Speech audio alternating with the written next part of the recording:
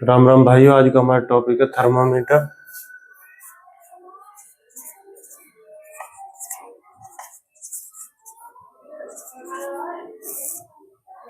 Thermometer जो होते हैं टू टाइप्स के होते हैं। First, clinical thermometer.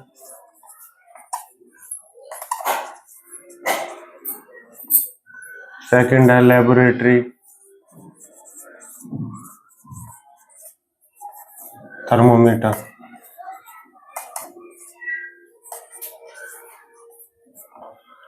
जो क्लिनिकल थर्मोमीटर होते हैं वो ह्यूमन बीइंग की बॉडी टेम्परेचर को नोट करने के लिए हम इनका यूज करते हैं, और जो प्रयोगशाला में जो थर्मोमीटर का यूज करते हैं वो हम लेबोरेटरी थर्मोमीटर का यूज करते हैं। ठीक है। ये जो क्लिनिकल जो थर्मोमीटर है तीन टाइप के होते हैं। एक होता है डिजिटल थर्मोमीटर,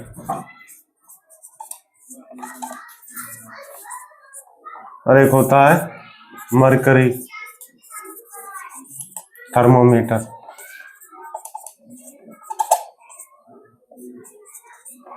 और एक होता है इंफ्रारेड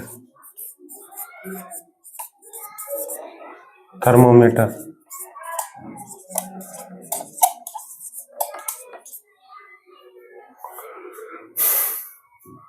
ये जो डिजिटल थर्मोमीटर होते हैं ये क्या है, पहले क्या था, पहले मरकरी थर्मोमीटर का हम यूज करते थे। इसमें क्या है कि इसमें मरकरी होता है ना, वो बहुत ज्यादा इसमें जो पदार्थ होता है बहुत ज्यादा क्या होता है, टॉक्सिक सब्सटेंस होता है इसमें। कैसा पदार्थ होता है, ये जो मरकरी होता है टॉक्सिक होता है, ये बहुत ज्यादा हार्मफुल होता है। अगर ये बाई चांस अगर हमसे टूट जाए तो इससे क्या होगा कि जो मरकरी था ना वो निकलेगा तो ये वाष्प में कन्वर्ट हो जाएगा, वेपर में बदल जाएगा, जिसके कारण हम अगर सांस लेंगे उसी इन्वायरमेंट में तो क्या होगा, ये हमारे सांस के थ्रू हमारे ब्रेन में और लंग्स में प्रवेश करेगा, जिसके कारण हमारे जो लंग्स की जो वर्किंग है वो प्रॉपर नहीं हो पाएगी और ब्रेन की वर्किंग भी प्रॉपर नहीं हो। इससे क्या होगा कि हमारे ह्यूमन बॉडी में एक हार्मफुल इफेक्ट पैदा होगा, जिसके कारण ये जो एक तो ये क्या नाम है, एक तो ये बहुत ज्यादा रिस्क था इसमें, लेकिन जो डिजिटल आ गए आजकल नॉर्मली हर कोई इनको यूज कर लेता है। तो क्या है कि एक तो इसमें यूज करना इजी टू यूज है, और इसमें कोई रिस्क भी नहीं है as compare to mercury thermometer के हिसाब से इसमें कोई ज्यादा रिस्क भी नहीं है। ठीक है। तो पहले इसका यूज किया जाता था, अब डिजिटल का हो रहा है। लेकिन जब कोविड 19 आया था ना, कोविड के टाइम पे क्या हुआ था, कोविड के टाइम पे कोविड के टाइम पे हमने किसका यूज किया था, थर्मोमीटर का, इंफ्रारेड थर्मोमीटर का यूज किया था। इसमें क्या होता है कि जैसे ना दूर से ही हम बॉडी टेम्परेचर को नोट डाउन कर लेंगे कि हाँ भाई इसकी बॉडी में इतना टेम्परेचर है। तो इससे क्या है कि इससे एक तो हम उसके संपर्क में नहीं आ रहे, दूसरे बंदे के संपर्क में नहीं आ रहे, जिसके कारण उसका जो डिसीज है जो उसके अंदर, अगर कोई बाई चांस उसके अंदर कोई डिसीज है उसके शरीर बॉडी के अंदर, तो हमारी बॉडी में वो प्रवेश नहीं करेगा, हम इजीली उसके टेम्परेचर को नोट डाउन कर लेंगे। तो इसका तभी हमारे मतलब मेनली तो जब ही हमने देखा था उसी समय। बाकी इंफ्रारेड टेम्परेचर थर्मोमीटर इसी काम के लिए आता है। और ये तो हो गई। एक क्या होता है कि डिजिटल थर्मोमीटर होता है ना, ये किसमें इसका जो स्केल होता है वो सेल्सियस स्केल होता है, सेल्सियस स्केल होता है। ठीक है। जो सेल्सियस स्केल होता है वो डिग्री सेल्सियस इसकी यूनिट होती है, डिग्री सेल्सियस। तो ये क्या ह्यूमन बीइंग के टेम्परेचर को सेल्सियस में नोट डाउन करता है। जो नॉर्मल जो टेम्परेचर होता है ना जो ह्यूमन बॉडी का, वैसे तो 37 डिग्री लेते हैं हम, पर अगर नॉर्मल टेम्परेचर देखा जाए तो 35 डिग्री से अगर 42 डिग्री टेम्परेचर है ह्यूमन बॉडी का, तो वो भी एक नॉर्मल ही है, उसमें कोई मतलब घबराने वाली बात नहीं है। अगर इससे कम हो, 35 से कम हो, तो वो नॉर्मल नहीं है, और 42 से ज्यादा हो जाए बॉडी का टेम्परेचर तो वो नॉर्मल टेम्परेचर में इंक्लूड नहीं होगा। ठीक है। तो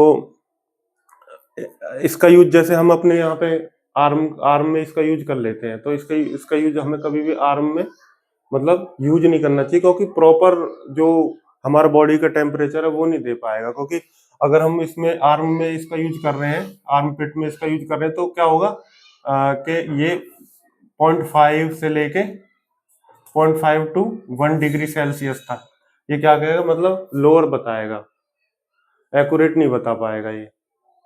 अगर हम इसमें अगर जीभ के नीचे अगर हम इसका यूज करें तो एज कंपेयर टू दिस अच्छा रिजल्ट मिलेगा।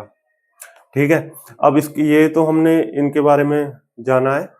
अब हम थोड़ा सा इसके बारे में जानते हैं, लेबोरेटरी थर्मोमीटर क्या होता है। हमने ये तो पता कर लिया। अच्छा, जो इसमें एक और है, एक फ़ारेनहाइट, एक तो होता है सेल्सियस स्केल जो मैं बता चुका हूं, इसमें डिजिटल और इसमें मरकरी में, इनमें तो एक होता है फ़ारेनहाइट। फ़ारेनहाइट स्केल होता है, उसमें क्या है कि जो उसमें डिग्री फ़ारेनहाइट का हम यूज करते हैं उस स्केल में। ठीक है, तो उसमें जो ह्यूमन बीइंग का जो टेम्परेचर नॉर्मल होता है इसमें सेल्सियस सेल्सियस स्केल में तो 37 डिग्री होता है, और उसमें फ़ारेनहाइट में क्या लेते हैं हम, 98.6 डिग्री फ़ारेनहाइट। ये मतलब नॉर्मल है ये बॉडी का टेम्परेचर। ठीक है, इसके बाद हमने इनके बारे में, क्लिनिकल थर्मोमीटर के बारे में तो हमने अब जान लिया है। ठीक है, अब हम जानेंगे इसके बारे में, लेबोरेटरी थर्मोमीटर क्या होता है। हमने ये तो पहले बताया था मैंने आपको कि प्रयोगशाला में इसका यूज किया जाता है, लेकिन कैसे यूज किया जाता है तो मैं उसके बारे में थोड़ा सा मैं बताता हूँ। ये क्या है, लेबोरेटरी में हम जैसे कि मान लो कोई सब्सटेंस है हमारे पास, है ना, ठीक है, उसका मेल्टिंग पॉइंट, उसका क्या है, बॉइलिंग पॉइंट, बॉइलिंग पॉइंट, ठीक है, मेल्टिंग पॉइंट,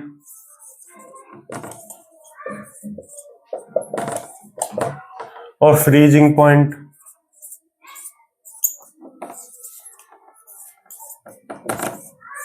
ठीक है, और एक होता है ट्रांजिशन पॉइंट।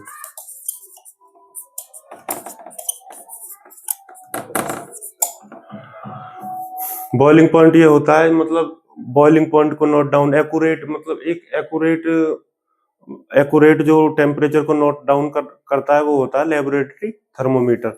तो जैसे बॉइलिंग पॉइंट है किसी भी सब्सटेंस का, जैसे कि मान लो कोई हमने पानी का क्या बॉइलिंग पॉइंट है, या फिर किसी और लिक्विड का क्या बॉइलिंग पॉइंट है, तो उस बॉइलिंग पॉइंट को नोट डाउन करने के लिए हम किसका यूज करते हैं, इसका लेबोरेटरी थर्मोमीटर का। मेल्टिंग पॉइंट, मान लो कोई सब्सटेंस है, उसका गलने का पॉइंट कौन सा होता है, कब वो तरल अवस्था में शुरू हो रहा है, उसको वो पॉइंट नोट डाउन करने के लिए हम इसका यूज करते हैं। क्योंकि बहुत सारे मेटल होते हैं, बहुत सारे सॉल्वेंट होते हैं, तो उनका ये देखते हैं कि भाई कितने टेम्परेचर पे ये गलना शुरू हो जाएगा, तो उसका एक आइडिया मिल जाता है कि ये मेटल है या ये फिर सॉल्वेंट है, ये इतने डिग्री पर हमारा क्या हो जाएगा, इतने डिग्री पर हमें हमें क्या मिल जाए, मेल्टिंग पॉइंट है इसका इतने डिग्री, इसका इतने डिग्री पर ये हो जाएगा, बॉइलिंग होना शुरू हो जाएगा। तो हमें पता चल जाएगा कि ये जो मेटल है, इसका हमने लेबोरेटरी में हमने सर्च मारा है, इसका ये है, तो उसको हमें अगर आवश्यकता होगी तो हम इसका उतने ही डिग्री पर यूज करेंगे। ठीक है, फ्रीजिंग पॉइंट, भाई उसका फ्रीजिंग पॉइंट कितना है, किस पॉइंट में जाके कोई भी पदार्थ फ्रीज होना शुरू हो जाएगा, जमना शुरू हो जाएगा, तो उसके लिए हम लेबोरेटरी थर्मोमीटर का यूज करते हैं। एक होता लास्ट है ट्रांजिशन पॉइंट। ट्रांजिशन पॉइंट में हम क्या करते हैं, ट्रांजिशन पॉइंट वही पॉइंट होता है जिसमें मतलब कोई लिक्विड है, वो कोई लिक्विड है, जैसे कोई भी लिक्विड है वो किस में बदल जाए, कोई दूसरी अवस्था को प्राप्त करे, जैसे कि गैस में बदल जाए, या फिर कोई सॉलिड है वो लिक्विड में बदल जाए। जिस जिस पॉइंट पे जाके कोई लिक्विड गैस में बदले, गैस में कन्वर्ट हो, या फिर कोई सॉलिड है, सॉलिड वो किस में कन्वर्ट हो जाए, लिक्विड में कन्वर्ट होना शुरू कर दे, तो जिस पॉइंट पे जाके वो कन्वर्ट हो रहा है, जिस जिस टेम्परेचर पे जाके वो कन्वर्ट हो रहा है, उसी पॉइंट को हम क्या कहेंगे, ट्रांजिशन पॉइंट। ठीक है दोस्तों, तो ये मैंने आपको थोड़ा सा इसके बारे में, थर्मोमीटर के बारे में जानकारी दी है। अगर आपको पसंद आया हो तो इस वीडियो को लाइक, शेयर और सब्सक्राइब करना। धन्यवाद।